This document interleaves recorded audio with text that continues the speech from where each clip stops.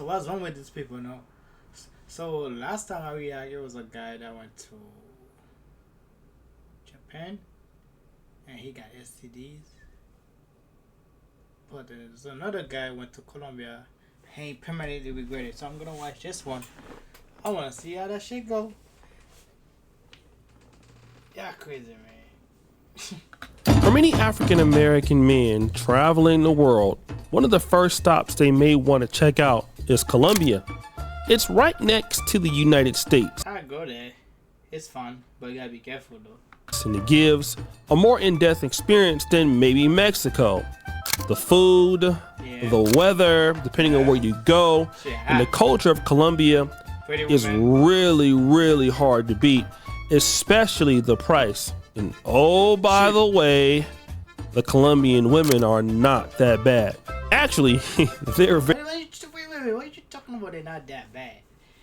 They are baddies, man. Don't play around. They're so bad, like pretty and shit. What? Crazy? Very good. With Afro-Latinas and white Colombian women, black men have a lot to choose from. And it's affordable with great infrastructures, especially in its bigger cities like Medellin. The food is cheap. I was there too. I was around here too. That's the most. This is Catalina, I think. He was around here. But anyway, the food is cheap. The woman is wonderful, pretty. Oh, I wanna go there again. Oh, the food is so tasty, man. Medellin and Bogota. We'll stop the show. But Colombia has a dark side. A side that, well, we need to really look into. A lot of black men have died in Colombia. I've made many videos about it. But men in general are being targeted in Colombia. I got robbed in Colombia. I'm going to tell you a quick story of how I got robbed in Colombia. So I was staying in Bogota in a place called Usaquén, which is meant to be a pretty safe place. And I'd just been to the 24-hour shop close by to buy some cereal and some soy milk for the next morning. I was walking back to my Airbnb, just crossed over the road, approached a corner, and these three guys just lurked out from the corner. I didn't think anything of it, just carried on walking towards them. As I got very close to them, like this close, they all just pulled out knives. I'm not talking about little tiny knives, I'm talking about knives like little machetes, like 12 inches or something, about the size of my cock. And the black guy, the tallest one, put it to my belly, and I just knew what was happening. They just ransacked me, almost pulled my kicks down. They were trying to get the stuff out my pockets. And then he just sprinted off into the darkness. It all happened so fast in the space of about 30 seconds, I reckon. So just be careful in Colombia if you ever go. It's not just him. This black man was in Colombia. He was enjoying himself. And something strange happened. This girl, she walked past me. She had this piece of paper, right? And she kind of like walked past me and threw this paper up, like, you know, just a little bit. Granted, I didn't smell nothing. I seen maybe like a powder, like a slight powdery substance. Wasn't a very lot. And I'm pretty sure it got her just like it got me, whatever it was. Now I'm not saying it was scope, but I'm saying it might have been scope. Essentially at that point, you know, she did a walk by, then she went, you know, walked past me, and then she went back up, and then they started coming down, like 4 of them. They started walking down towards me. At this time, my Colombian friends, they get me up out of there. And, you know, they take detours to make sure they can't follow us. We go up this little walkway that goes over the main road that you can kind of walk up and go above the main road. They take me different places. Now, throughout this whole time, I'm stuck in my head, and it's not fear. I could not speak unless I was spoken to. Like my friends would ask me different stuff, like and sometimes I just couldn't speak. I was like it was like I was just thinking. I was trying to talk, but it's like I'm only thinking it in my head. My legs started getting really heavy, and And then from that point on, I started, you know, like my legs were just heavy, but I just kept, you know, moving and just moving and, you know, just, you know, I'm like, hey, you know, yeah, I gotta get up. Luckily, he had some Colombian friends that was there to assist him. Otherwise, he'd be a victim too. Yep. In both cases, these men lived to tell. Well, this is what happened for me. There's nothing happened, you know. But if you're going to Colombia, don't go alone. You gotta go with a group of friends. Because if you go by yourself and you don't know what you're doing, yeah, you're gonna get kidnapped. Their story. Unfortunately, the man I'm going to be talking to right now did not. His name was Omar Watson. He was 31 years old. He was an entrepreneur and an avid traveler. He wasn't what we would consider our typical passport bro who hangs out in Thailand or DR or Colombia. This was a guy who has been all over the world.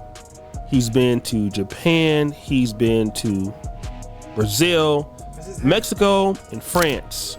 He was on his way to Portugal when he wanted to stop by Colombia. He was leaving New York City, going into Colombia when he promised his lovely mother that he was going to contact her as soon as he arrived in Bogota, Colombia.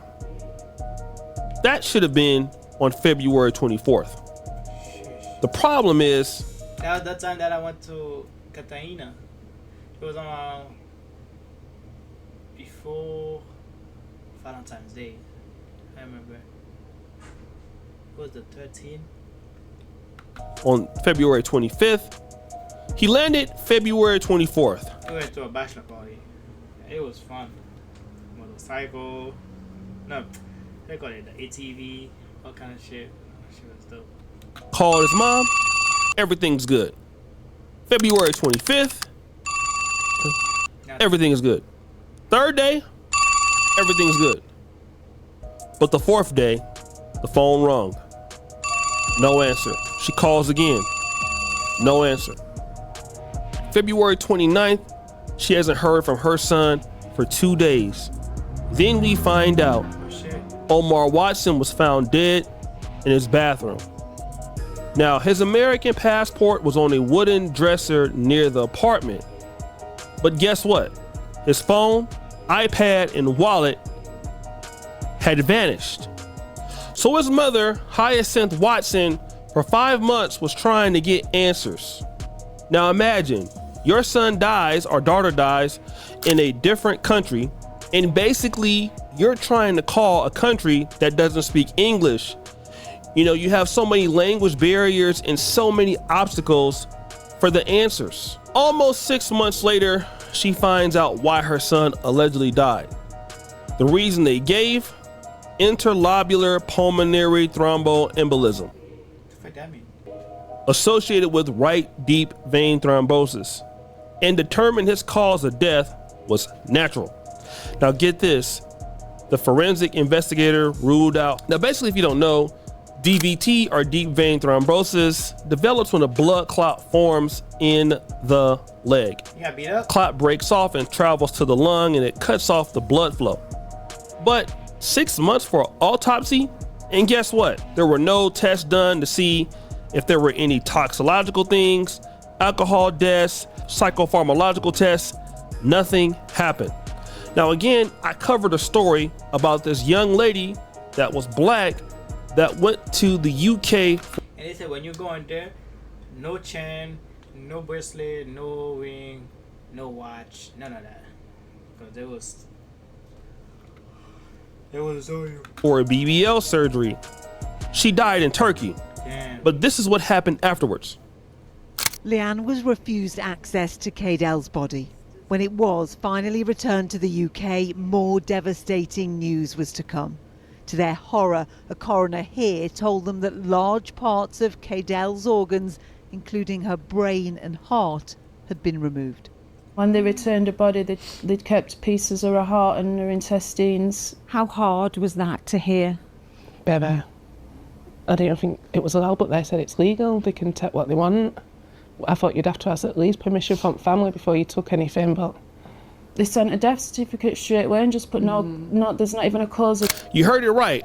All of her organs, a lot of her organs, half the brain, things were missing. Just completely gone. And the government of Turkey said, well, we didn't do it. Just lying. Let me just tell you guys something about traveling to these places. And of course, there is foul play. And we gotta be clear of that. But guys, you need to understand when you're going into these places, there's some things that you gotta know before you go. Shout out to my boy Aaron Ferris, BMT. He actually recommends that guys take this when they're out in Colombia. You know, I have it on my person. At times I might have it in my little shoulder bag or whatnot. Let me see, where is that? Let me put this up right here. Some of you guys might be on this, some of you guys might not be. Okay. I know some of my police officer guys and some of my military guys might know what this is. All right, this is what they call activated charcoal. Activated charcoal basically soaks up poisons in your stomach. Okay? Soaks up poisons in your stomach. Now, this could be activated charcoal is crucial if you suspect you've been drugged, particularly with substances like scopolamine, which is known for its dangerous use in certain regions to incapacitate, I can't pronounce the word, victims. Activated charcoal can absorb some toxins and reduce their effects if taken promptly, potentially giving you more time to seek help. And that's the main play. That's the main play, all right? All right?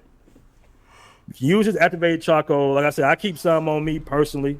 What up, Black Man Travels? You gotta pull up one day, man. You know, Skylar kind of got on you. But shout out to my man, Black Man Travels. Say just got back from Cali, Colombia. If you want to do a show, you want to pull up, you can pull up. Yeah, they got me on that one. But yeah, activated charcoal, I carry it on me. I think I told my man Jay Clyde about this earlier. This could possibly save your life, believe it or not, bro. Like I said, if I plan on going out doing some drinking, especially if I'm dolo out there in Medellin, I go out dolo something. Yeah, I was looking at my drink when I was in the club. A girl sit next to me. I was washing my drink 24/7, and my drink was like right there, and she was right there, and I was washing. If my eyes like, you know, move around 3 degrees, I don't want to drink no more. Well, I'm not. Fuck with me like that. Sometimes I have this on me right here.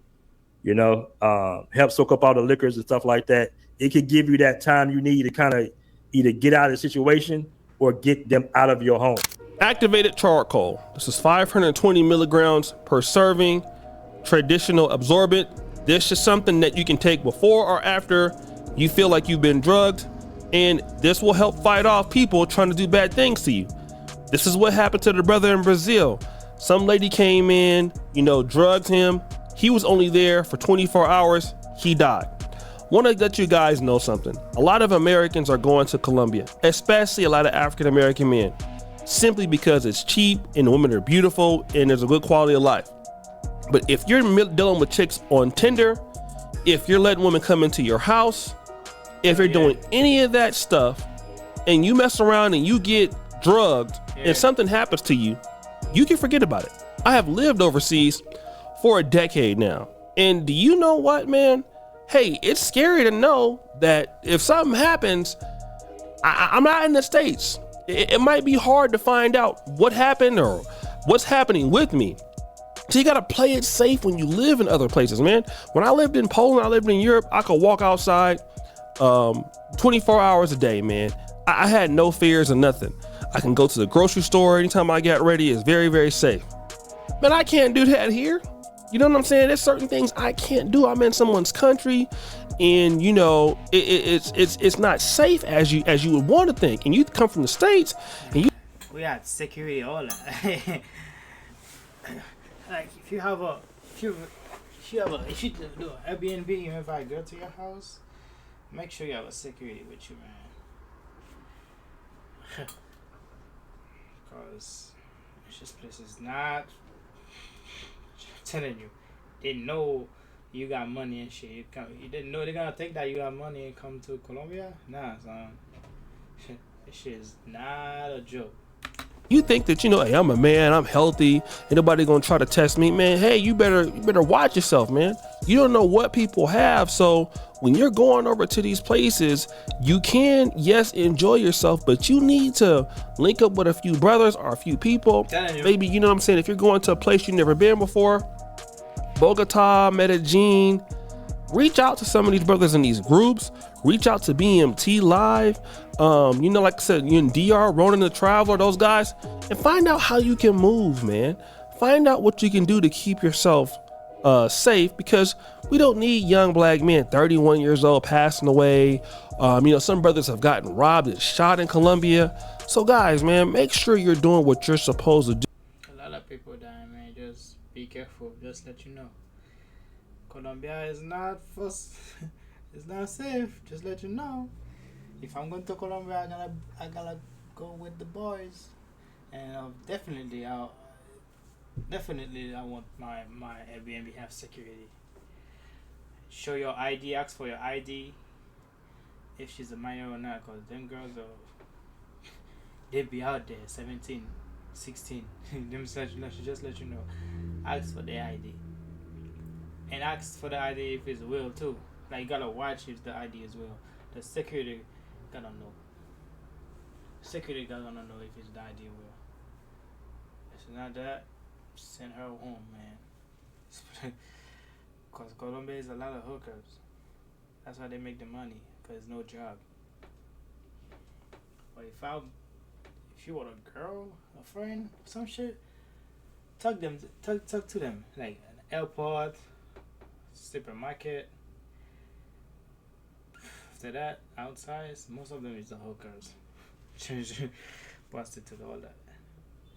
And they pretty, I ain't gonna lie.